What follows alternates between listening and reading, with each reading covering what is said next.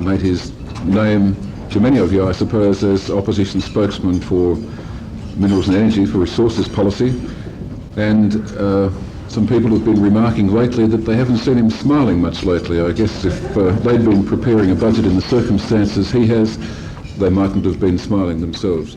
Ladies and gentlemen, the Treasurer, Mr. Paul Keating. Thank you.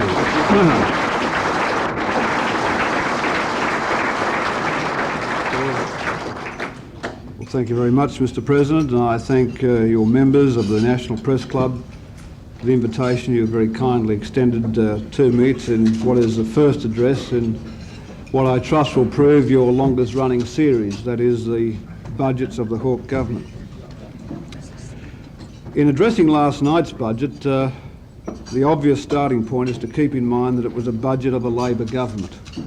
In the main, it comprises exactly what any informed observer would expect of a Labor budget. First, there was less of the mystique of recent years. The broad guidelines for this budget were laid down in a series of extensive consultations with business, unions and state governments. Those consultations brought endorsement, not just from the participants, but also from the financial media. To quote the editorialist of The Age newspaper on the 5th of August, "We agree with the government that a greater deficit than it has chosen involves too great a risk of perversely affecting economic growth." Those whose planning might be affected by such things have therefore been fully aware that we were aiming for a budget deficit of no more than $8.5 billion. That is what we achieved. There were no surprises, except there was some speculation in respect of taxation which seemed misplaced, and consequently no disruption of others' plans. Secondly, it was an expansionary budget. Its emphasis is on creating jobs, on providing a marked increase in public sector spending, while private sector spending remains weak. It provides for rapid acceleration in capital works, as well as for expanded current expenditures, and it provides for substantially increased welfare payments. Thirdly, its spending priorities are directed towards the needy, to providing more adequate living standards for those who are unemployed, to ensuring through its emphasis on encouraging growth that in the future there will be fewer unemployed, and to ensuring that where benefits must be paid to the needy, it is in fact the needy who receive them.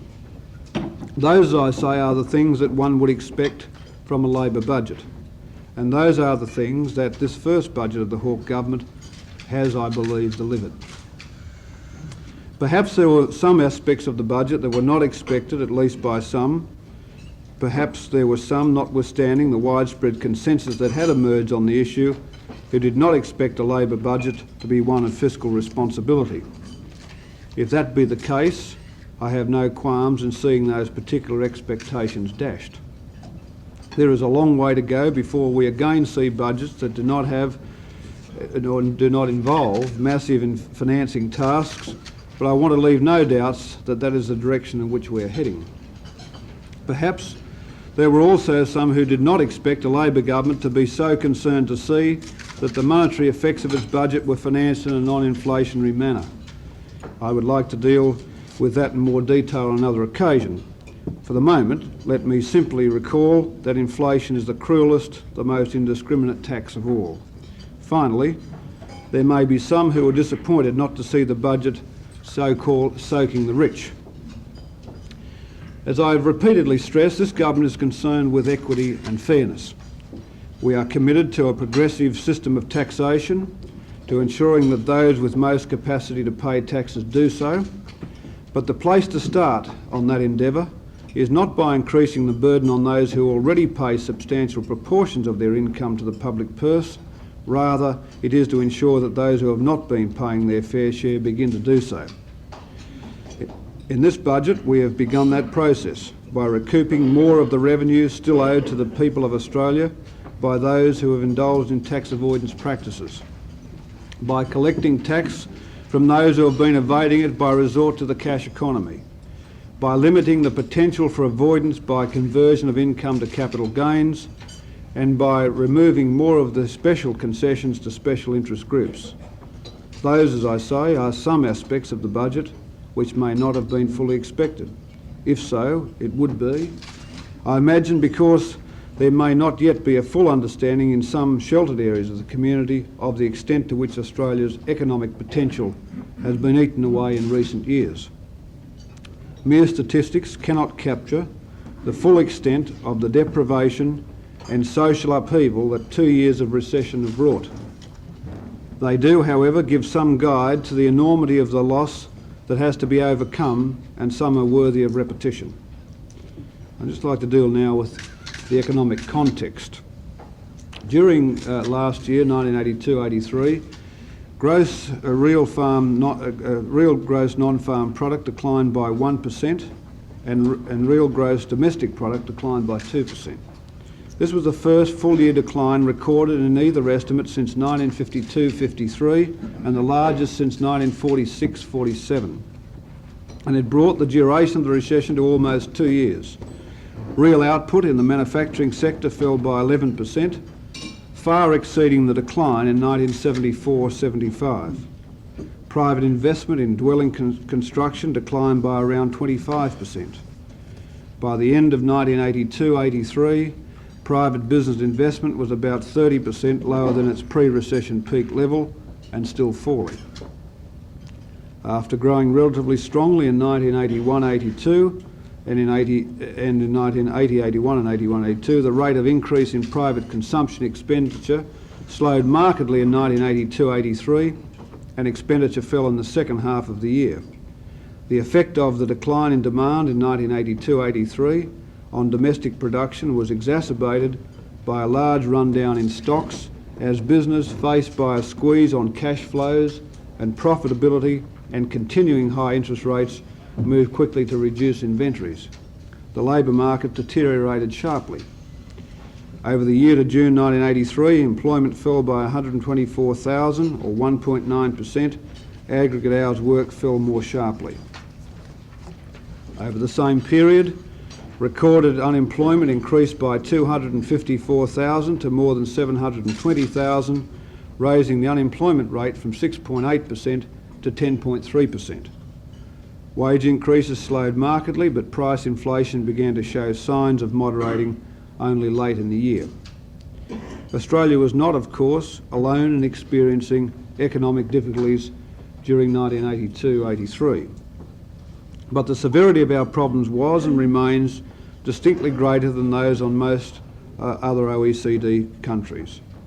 Our economic problems must be viewed in a longer-term perspective. For almost a decade now, Australia's economic performance has deteriorated sharply relative to our history, to comparable overseas economies during the decade, and above all, relative to our economic potential. This government's policies are designed to address some of the fundamental causes of this economic decline. Already, there are tentative signs of a pickup in the economy, and 1983-84 holds promise of a considerable upturn. Yet our economic problems are deep-seated. They cannot be resolved quickly. Thus, while the sheer severity of our problems demanded prompt action, it also dictated that such action be measured and not be such as to add to the basic problems. This cautions against expecting miracles. There are no miracles in this budget, nor will there be in its aftermath. There will, however, be very sound progress towards our objectives and our specific commitments.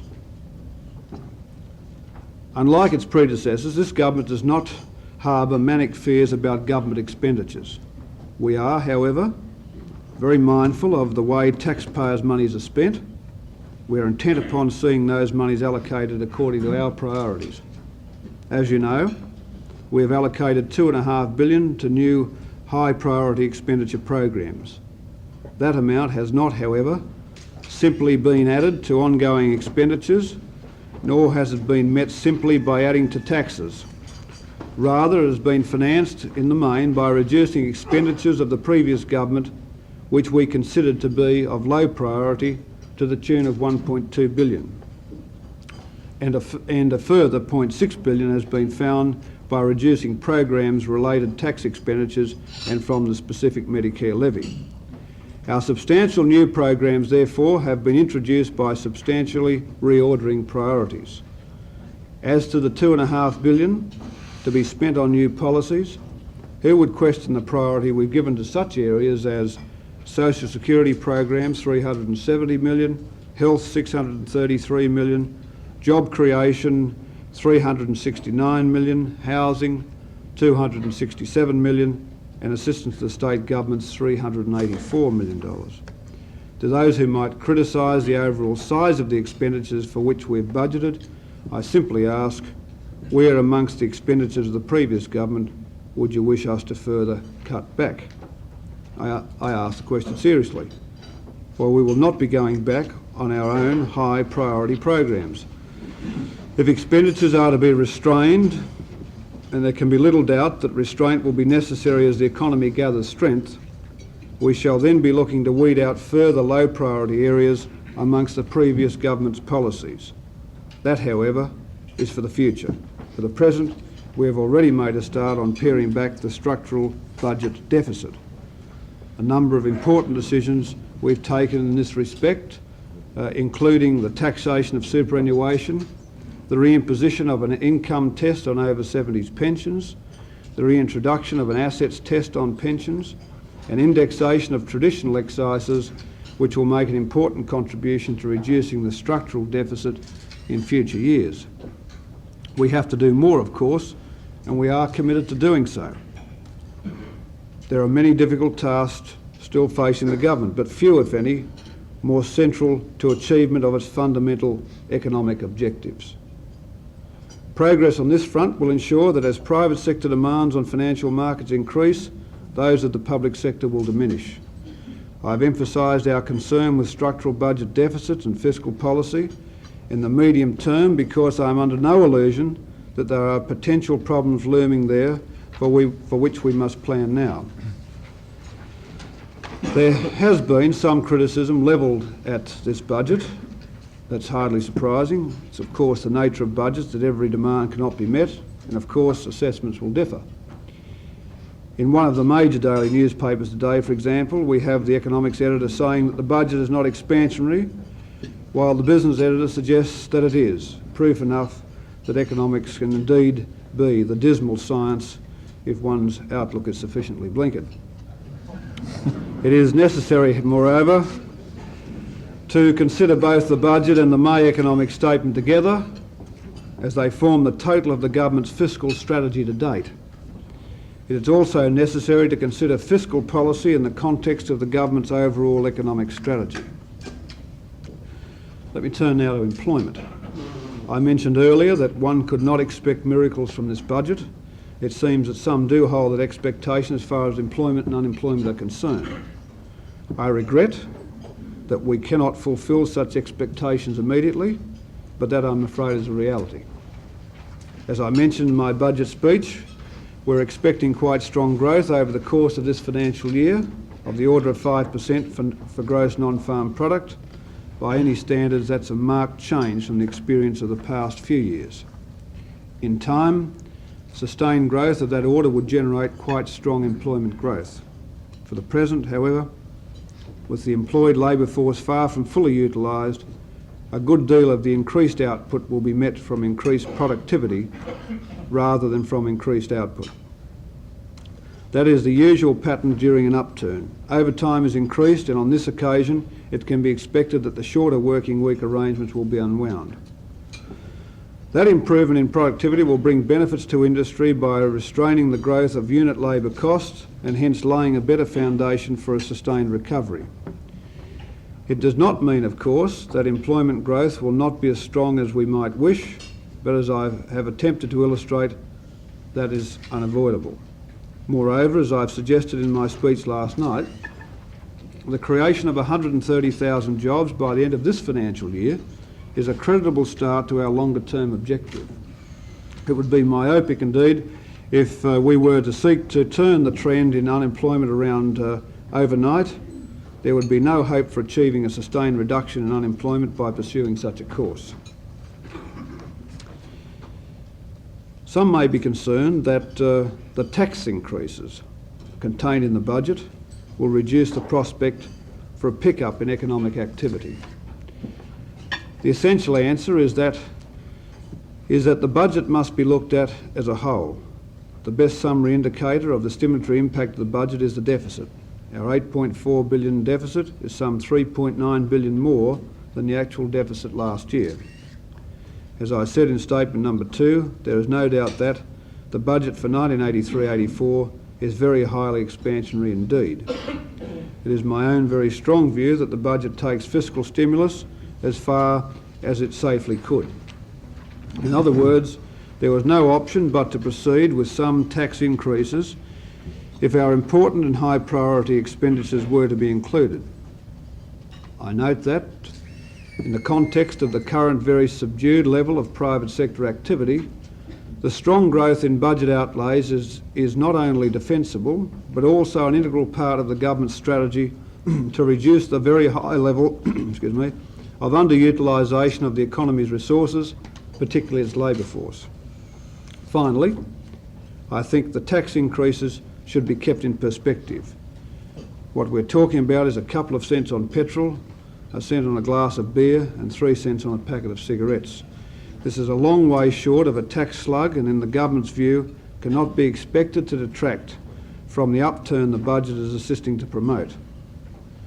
Some critics of the tax increases have expressed concern at both the inflationary consequences and of the increases and about their equity implications. Well, the government has never given an undertaking that increase in indirect taxes could be avoided. The Commonwealth's submission to the current national wage case indicated that we could not give such an undertaking. Indeed, we said that such taxes must from time to time be increased for essential revenue purposes. That is, to finance essential spending increases. We did, however, give a commitment in the Prices and Incomes Accord that we would avoid undue reliance on such measures. The government stands by that commitment. In considering how to finance the necessary growth in budget outlays, the government was conscious of the very sizable burden already imposed by direct taxation. In deciding to increase some indirect taxes, the government had in mind the steps it has taken in the May statement as well as in the budget to improve the overall equity of the tax system through reducing the degree of tax avoidance and the steps it has taken to improve the equity in Commonwealth outlays. Hence, the indirect tax increases should be seen in the context of a fiscal policy which is a good deal more equitable in its overall impact than was the case under our predecessors. The government intends to continue the process of both improving the efficiency of the tax system and also enhancing the equity objectives of its fiscal policy. As far as the impact on inflation is concerned, there is no denying that there will be some direct impact on the CPI of the increases in indirect taxes, but that impact will be small. The direct impact of the measures effective from last night is 0.4%. The further increases in February will have a much less effect. That, however, again needs to be seen in the context of the overall direct impact of the government's fiscal policy on the Consumer Price Index. While the indirect tax increases will add directly to the CPI, the government has taken other decisions, most notably the introduction of Medicare, which will be directly reducing the CPI by a much larger amount. It is relevant to note also that much of the additional taxation revenue has been directed towards improvements in the social wage and increasing employment opportunities through job creation and other measures. In considering equity implications of our fiscal policy, it is therefore necessary to look at the budget as a whole, our tax initiatives in their entirety, including the May statement, and our outlays initiatives. If this is done, the budget in conjunction with our initiatives in May comprise, I believe, a highly equitable package. Finally, the fundamental task is to convert the expected pickup in activity during 1983-84 into a durable economic recovery. That requires creation of an economic environment conducive to a sustained recovery of private sector confidence and spending. There are risks to such a sustained recovery. Even with a further fall in net corporate borrowing in 1983-84, the combined borrowing of the public and corporate sectors is projected as highest level for at least the past 25 years. The risk of interest rates being too high to permit sustained recovery would be heightened if large budget deficits and, as a consequent, high rate of growth of government paper outstanding were expected to continue. For this reason, and the necessity of ensuring that as far as private sector demands of financial markets increase, those of the public sector diminish, we have taken measures in the budget and our May statement that make a start on reducing the structural component of the budget deficit in the years ahead. If inflation and inflationary expectations are decisively reduced, not only will interest rate risks be greatly diminished, so too will a potential risk to recovery posed by the balance of payments and generalised uncertainty. The inescapable and undisputed message from the summit and from the economic ruin we inherited was that greater income and price moderation offers the strongest and most durable economic future for all Australians. Such moderation is a choice not available to government, workers, employers or the self-employed alone, but indisputably available to all groups working together. With those considerations in mind, the 1983-84 budget can be seen as providing a substantial macroeconomic stimulus with an acceptable balance of risks. That said, there should be no doubting the magnitude of the tasks ahead. In attempting a sustainable recovery while inflation is still around double-digit figures, we are attempting to do what no industrialised economy has yet achieved. The government, in extraordinarily difficult circumstances, has in the 1983-84 budget kept to its major commitments in pursuit of that achievement. It calls on all other sections of the Australian community to do the same. Thank you.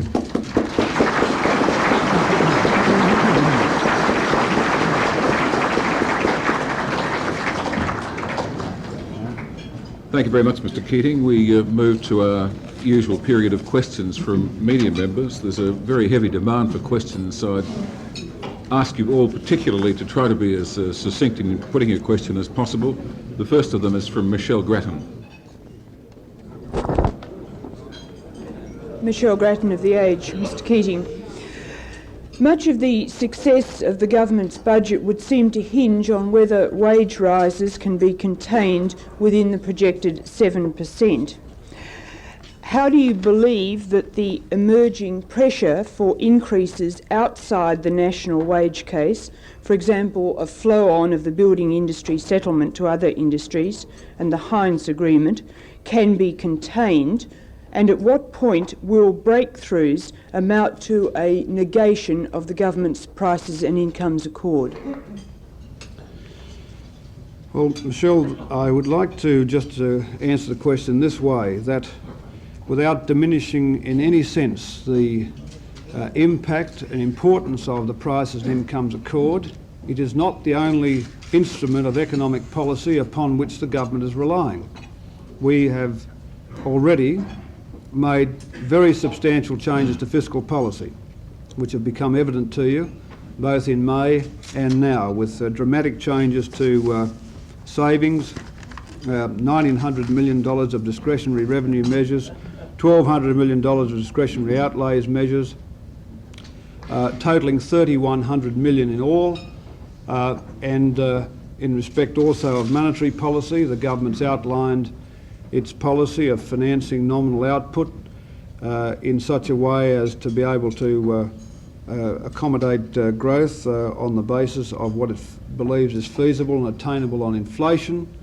And in that respect, I note that our predecessors have overshot their monetary target for 5 years, and also in the short history of this government, in that very tight seasonal period between the provisional tax rundown period and the general tax rundown period, we led a bond tender for $500 million, followed up by $1.5 billion in June in May to halt the drift of monetary growth, which was occasioned by the former government's policies, and then a bond tender of $1 billion and one now announced with the budget.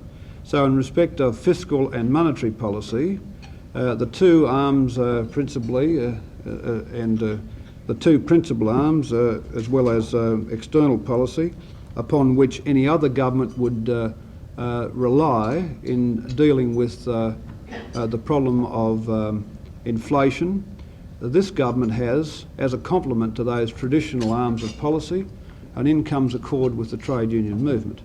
Now, the underlying assumption in the question is, and I'll deal with it in a number of parts, is that if the incomes accord, the price incomes accord, isn't firm, the government's whole anti-inflation strategy, economic strategy, falls to pieces.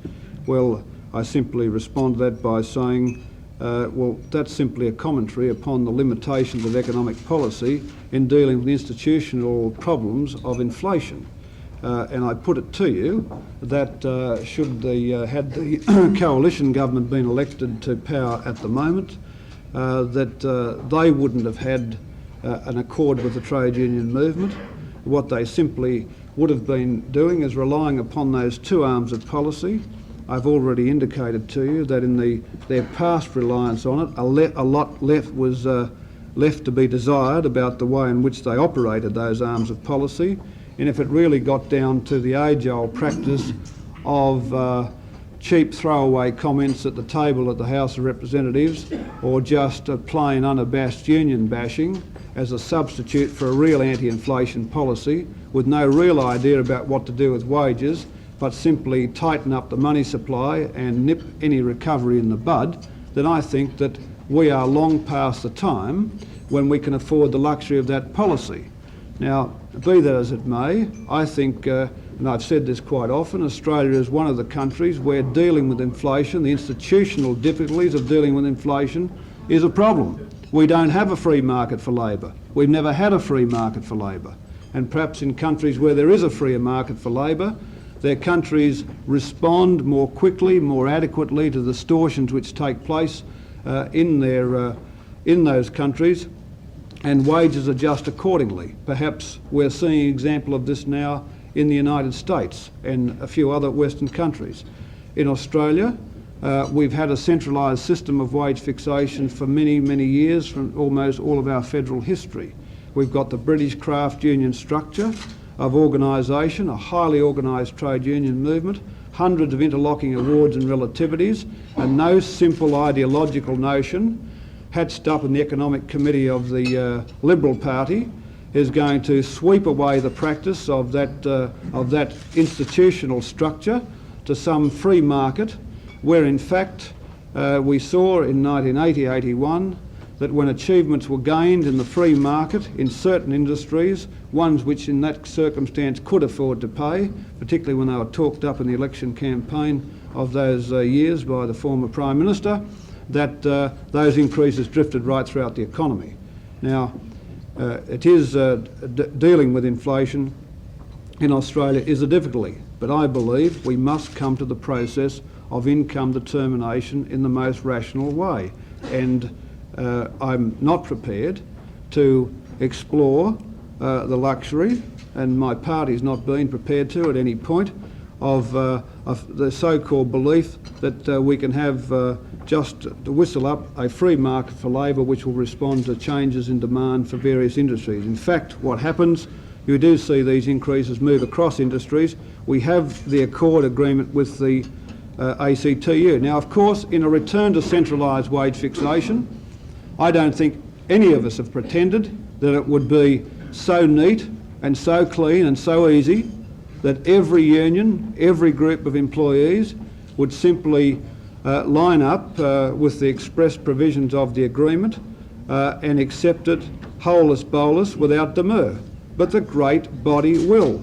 And I believe in those particular industries, I think Michelle, you referred to H.J. Hines and the Food Preservers Union, we have proposed to the Arbitration Commission that there is not an automaticity of flow-on of national wage cases without ratification by those unions in respect of their express commitment not to seek claims outside of the national wage case decisions. And in that case, if the Commission in its judgment in the next few weeks accepts that view, then the Food Preservers Union will need to make a judgment whether they accept that flow on sign that ratification or simply try their best with another spate of companies to get that increase. Now, of course, the government deprecates that action and seeks to keep wage drift within the national wage awards of the Conciliation Arbitration Commission. Now, we're in early days in the policy. We've been through so much of this so-called free market policy. I don't believe we can afford to go back along that path. On the basis of what the government believes is the strength and durability of the Accord and the other arms of its economic policy. We've got an inflation forecast in there this year of 7.5% on the CPI, which will be a discernible decline in inflation. And at this point in time, with my own consultations with the ACTU, I've got every reason to expect that indeed that policy will hold together and the ACTU will exercise its appropriate disciplines over its constituent bodies.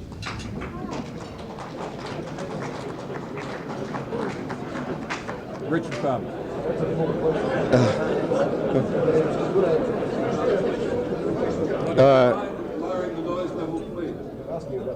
Richard Farmer of the Bulletin.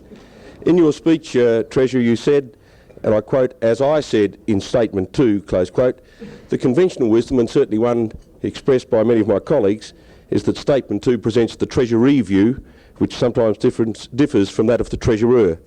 I was wondering if you do take full responsibility for all the comments in that Statement 2. If you do, what will you be doing to lower wage rates for miners so that their employment prospects are enhanced as suggested by that statement?" Well, have you got an hour? Well, Mr. Farmer, it would be a very brave Treasurer who said that every word of Statement 2 was his or her own, as the case may be. But Statement 2 is a government document, and as in the past we've seen a pretty clear, I think, understanding that it does in very large measure reflect the views, at least the very highly developed input of the Department of the Treasury, but the general thrust of the statement is consistent with the government's general view of the state of the economy. Now, there are a few things called Treasury obsessions, I think it may be, or words to that effect, and one of those is this question about salaries for miners and the impact that that has had upon employment rates for young people and the effects that they have had on generally the availability of employment for young people in the workforce. Well, that is a very deep issue, one which will not be settled by a government waving its arm, but one where I believe that over time in some industries that rates for juniors as such have caused to have inhibited the growth of employment opportunities. It's a remark, or perhaps a commentary on the wage in which the wage system is developed. I don't think it implies that there is any express policy there on the part of the government at this point to address itself specifically to it. But it is, I think, true that in some industries there could be more employment opportunities made available than would otherwise be the case with rates the way they have been. Some, I think, people in organised labour and unions feel that there is a particular point in pursuing every opportunity to enhance what they see as their members' rights and conditions, and that's fair enough. One respects that. But I think a view has to be taken over time whether in fact that is as productive a policy as it perhaps ought to be, given the impact upon the broad group of young people. Be that as it may, it is a view which is expressed there, but the government has not seen fit to address itself to it as a policy issue in any way. Peter Bowers. Bowers, Sydney Morning Herald. In the spirit of your opening remarks, Mr. Keating, that any assessment of this budget should start by remembering that it is indeed a Labor government. I ask, why did a Labor government see fit to impose an excise duty on fortified wines, which, because they are cheap, are the desperate drink of unfortunate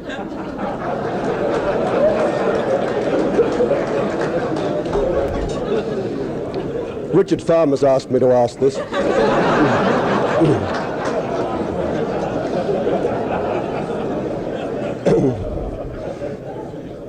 On fortified wines, which because they are cheap are the desperate drink of unfortunate down and outs, while at the same time doing nothing about table wines, which are consumed by the affluent North Shore claret cult.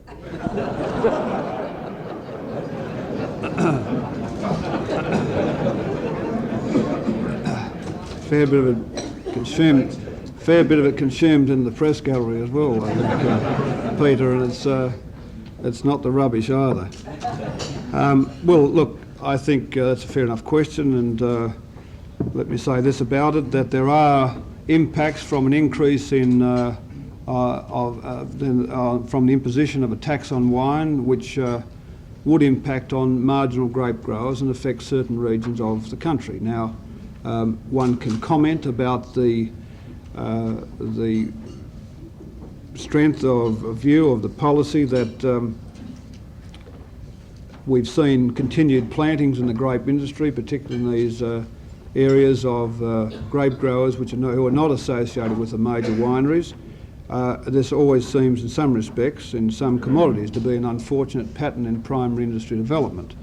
And in other industries, we look at ways of taking those distortions away. Now, my colleague, the Minister for Primary Industry, certainly put the view to me that over a period of time, he believes that a rationalisation can be effected in those marginal grape industries, and that the imposition of a wine tax at this time would only see a disruptive rationalisation, if you like, if you want to use that term, of that particular industry, which would only disadvantage those people and those particular regions.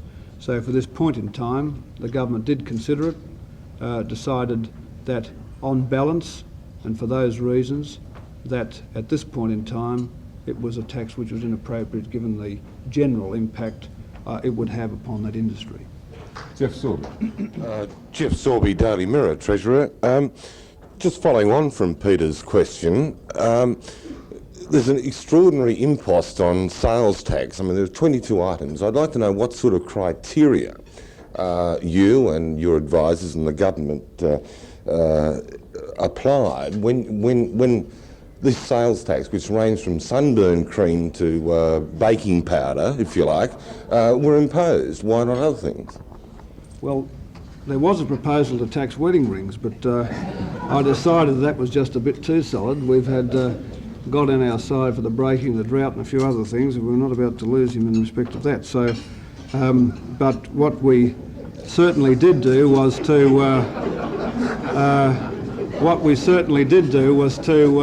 look at all the substitutes or near substitutes, which is essentially what it is. It's $29 million. It's a rationalisation of near substitutes, and I noticed some of the cosmetic industry people suggesting we've been harsh on them. What we're really doing there is for those cosmetics which get a differential rate of sales tax simply because there's some sunscreening element. I think in some cases it's run past the door in the course of manufacture, and then the label slapped upon there to see that they get a competitive place in the market. Those sort of near substitute anomalies were taken out of the system. Also in respect of such things as the now audio disc, the laser disc, which we've brought up to the same sales tax rate as gramophone records, changes in videotapes and what have you. So it's basically a rationalisation of near substitutes. Some have been taken out of the schedules, some have been left in, and there are others, frankly, the government wasn't going to touch. Warwick Beutler, ABC Public Affairs, Mr Keating. Some unkind people have dared to suggest that some of the figures in this budget are a bit rubbery. Do you concede that a 7% rise in average weekly earnings and a 7.5% increase in the CPI might be a little on the optimistic side? When some economists put this figure at, or the inflation figure at 10 or 11%, had not the Medicare arrangements come into effect? Well, it's a difference between year average figures and through the year figures, and of course the through the year figure is higher because you've got, whenever one moves to indexation, in the climate of declining inflation from a higher base, you'll see those earlier March and June and September, December figures are built in, as well as that in AWE. There will be increased hours, which will also increased overtime, which will be reflected on the through the year figure as distinct from the year on year figure, which I see as being entirely consistent with the figures we've indicated in the statement. Ian Davis. Ian Davis from The Age, Mr Keating. Last night you said that tax reform was a slow process. The main tax reform in the budget was in the area of indirect taxes. Can we expect a greater reliance on indirect taxes under the Labor government? And will the Labor Party and the trade union movement accept a greater reliance on indirect taxes and less on direct taxes? No, Ian. As I indicated in the speech today, I talked about the fact that the government was of a view that it shouldn't put undue or heavy reliance upon indirect taxation, with particular respect to those which have a very substantial impact upon the consumer price index. But that doesn't mean to say that one has to let the excise base of the Commonwealth erode. And what we have seen by this process of discretionary adjustment is that from time to time governments leave these excises remain static, inflation erodes them, then they are adjusted in one particular budget or another. They have a very intensive effect upon the CPI, they are disruptive to the industries, and they are, after all, eroding the base, which means that there's got to be other taxes applied directly, such as company tax and personal tax, and all taxes, of course, have their own price and wage pressures about them. So I think, if you look at the range of measures last evening, you are seeing the removal of anomalies in the excise area, the indexation of excises, bearing in mind that sales taxes have already, as an ad valorem tax, are adjusted permanently for inflation. So it seemed to me that it was a rational thing to do, indeed something that could have been done quite some time ago. As far as the general question of tax reform goes, I would have thought in the few months the government's been in office, the government has not been at all tardy in tax reform in respect of the quite dramatic reform to the superannuation tax arrangements, which affects just about half the workforce. And once one starts changing retirement arrangements, things which affect the security of people, things they believe they should be relying upon in the future, it requires a very firm commitment of the government to do those things. Now, in superannuation, it's a highly complex and difficult area. We believe we've come up with a solution on that in that particular area. The recoupment legislation, which again we're going to introduce to the Senate, the prescribed payment system for the building and other industries, which will have and has had administrative difficulties, which we are now solving. But again, whenever those tax changes are introduced, there is always the possibility that people will find that they take a while to be used to them. We've seen changes in the housing loan interest area, the first $1,000 of dividend income, a change in the concessional rebate from $1,590 to $2,000, the changes to 26A last night in the budget, all these things in 5 months. Now, the one thing that becomes apparent to any cabinet minister in the course of discussions or changes in taxation is just how complex and how detailed and how difficult in some cases it is to effect these changes. And change of tax reform, which I indicate will remain a priority of the government, is something which has to be a priority over time. It can't be something which is just simply going to be done in a couple of months. I noticed in today's newspapers the advocation of capital gains taxes, wealth taxes, estate duties, all kinds of taxes in the last 5 months of office for a government which has come to power not in the normal course of events in November and time to move into a budget, but with a National Economic Summit, the May Statement of Economic Measures to try and deal with the recession we're in, Premiers' conferences and budgets alike. In the course of that a parliamentary session, it's simply not possible to bring that kind of focus one requires to the task of tax reform, and to do it in such a short period of time and without the appropriate scrutiny of the objectives and possible changes, one has, I believe, more trouble than one can reasonably handle. So over time, tax reform will remain an objective. It is not to imply that we're going to put undue reliance on indirect taxation. There will be continuing reform in the whole taxation structure, but again, we'll take our time about it and do it properly. Greg Wilson. Sir, the Film and Television Production Association of Australia has accused today the government of a breach of a pre-election promise, namely that the 150% tax deduction for investment in film production would remain on for 2 years. Has the government broken its promise, and if so, why? Well, it's not a matter of a broken promise. The promise is to look at is to maintain the viability of the film industry, and there was, I think, a very pungent piece in a journal recently by Philip Adams talking about the way in which, and given his interest in the Australian film industry, virtually from its recent renaissance, if you like, as a world film industry, that what we have is now money makers rather than filmmakers in some respects going back into the business. What these changes do is simply mean that one has to produce a film with commercial appeal and success, and which guarantees a fair degree of commercial success to maximise the advantages of the new tax arrangements. That is the 1/3 exempted from tax, as distinct from 50%, and 133% instead of 150. And on that basis, I believe more mature consideration will be made by syndicates about the proposals they have for films, and that perhaps the production quality will be much more attuned to marketplace acceptance and success, rather than simply looking to see how the highest marginal taxpayers can reap an advantage.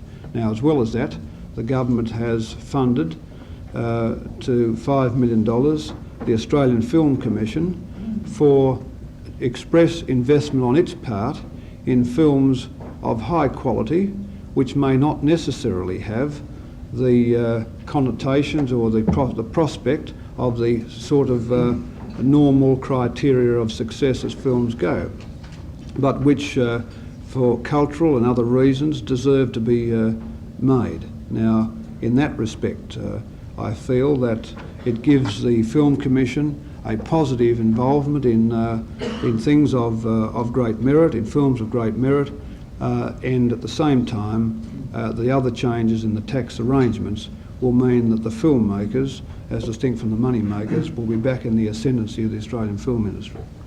Ken Davidson. Davidson, The Age, Treasurer. Do you think the youth unemployed can live on $45 a week? If you do, would you, the government, consider putting out some sort of publication to show them how they can live? If you don't think that they can live, how long do you think the society's got before the sort of good-natured demonstration we saw here before you arrived become violent demonstrations? Well, let me just address this question in two ways. Firstly, there is a very dramatic increase in the over 18s single unemployment benefit pension from May to May of about $14 per week to bring it up to something equivalent to the single rate of pension for people who have, and above 18 years of age, taken upon responsibilities and commitments which are akin to those, of course, on other social securities. In respect of the under 18s pension, the government has to, in terms of its spending priorities, cut its cloth according to its capacities, and also bearing in mind that so many of the recipients of under 18 age pensions are still living at home and are not perhaps caught with the commitments that a lot of over 18s are caught with. To what extent the government will, in the course of the next financial year, make another judgment about this, the adequacy of that pension. It's risen by 12.5% in 1 year. It hasn't been adjusted for quite some time, and I would have thought that was a pretty fair start to a whole range of social security which has been left out for just so very long from any fair treatment in the social security system. John Dury. Mr. Keating, John Dury from the Financial Review. So I wondered, despite your deficit problems, in view of the dismal predictions you had for business investment this financial year, and the Prime Minister's election statements that unless small business was encouraged, then employment growth would be irreparably harmed, why your budget didn't implement the government's stated election commitments to, among other means, allow small business full retention of profits for business purposes? Well, the government, as I said, when looking at the whole taxation area, will need to take its time on specific tax issues, including this particular issue, which does have important considerations in equity. Now, what the party as a opposition was proposing to have the Commission of Taxation affect a discretion as distinct from what retentions ought to be made available for the genuine capital requirements of a business.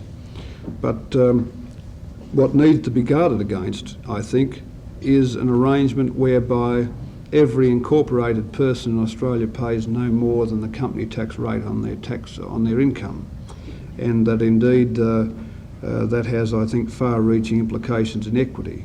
Because those equity considerations need to be addressed, there was no decision made at this point about it in the budget. But let me say this in respect of small business more generally.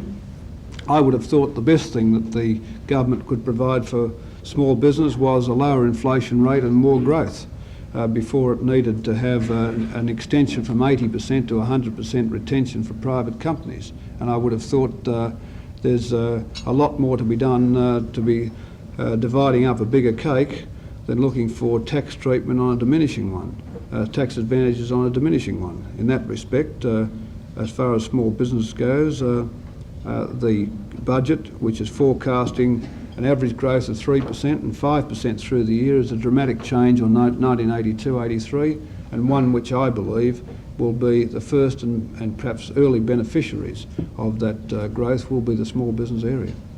John Short. Mr. Keating, John Short from the Sydney Morning Herald. A crucial element of your economic strategy is to restore Australia's international competitiveness. Therefore, how can you expect a sustainable recovery when, as statement number 2 rightfully states in relation to international competitiveness, and I quote, "At present, though, the Australian economy is not well positioned to improve its share of world trade. In particular, our inflation rate is currently more than twice that of our major trading partners. Prospects for 1983-84 are for no more than some narrowing of that gap." Well, John, I would have thought that was a pretty obvious commentary on the general difficulties the Australian economy is in, and the government's stated intention of dealing with unemployment and inflation simultaneously, and to do so, to be able to dealing with inflation from an inflation base of 11.5% and unemployment running at around 10%. Now, that's the difficult task the government has been charged with. And in this budget, and because of the general thrust of our policies on the inflation front, including the Prices and Incomes Accord, we can look forward to a decline in inflation this year. which would be an improvement in that factor of competitiveness which you mentioned. I also mentioned that, of course, over time, I just observed that the exchange rate there has been a depreciation of the Australian dollar over a fairly extensive period of time, transcending the life of this government, which has, I think, repaired in some substantial way the international competitiveness of Australia. But that position won't obtain forever unless indeed inflation is attacked as a problem at its source. I believe the government's doing all that it can within its power to do that. As well as that, the gap which does exist between ourselves and the other industrialised countries may not be so wide if indeed the sort of recoveries we are seeing in some of those countries maintain themselves at the current rate of growth that they are. Indeed, that their inflation rates remain at where they are, and that we don't see with the growth in those countries some pick-up in the inflation rate. But of course that remains a matter to be seen, and in our part all the government can do is commit itself earnestly to those twin objectives, realising that unless we deal with the problem of inflation, that in time there will be a continuing erosion of our competitiveness, and that will mean we won't be able to take the advantages of the international economy which come our way. Greg Howard. Greg Howard, Mr. Keating from the Financial Review. I'd like to follow up Michelle Grattan's question on the price and incomes policy and focus on the degree of the government's commitment to wages moderation. Is it the government's priority to keep the price and incomes accord together at all costs, that is by allowing wages growth to exceed the budget forecasts substantially if that is necessary to keep the union movement on side? Or is the government committed to achieve the 7%, even if this means arguing restraint to the Commission, the Arbitration Commission, to the point where the ACTU no longer has confidence in the accord? Well, I think there's a very healthy basis of relationship between the ACTU and the government. The growth in wages which we have forecast in the budget is on certain assumptions for inflation throughout the year, which would reflect in the indexation system. We've said right the way through that the maintenance of the accord means that wages drift and breakout has to be at all costs curtailed, that in only the most extraordinary of cases should there be any departure from the general guidelines laid down by the Commission in respect to national wage agreements. Now, I don't think there's anything that I've said there which isn't consistent with the things which the ACTU and the Labor Party have said in concert. I know that remains the view, the earnest view of the leadership of the ACTU, and I believe the leadership of most of the major industrial unions, and I can only reaffirm the answer I gave to Michelle addressing that broader question of the free market for wages issue and centralised wage fixation, that indeed I don't think that it is an option. It's easy to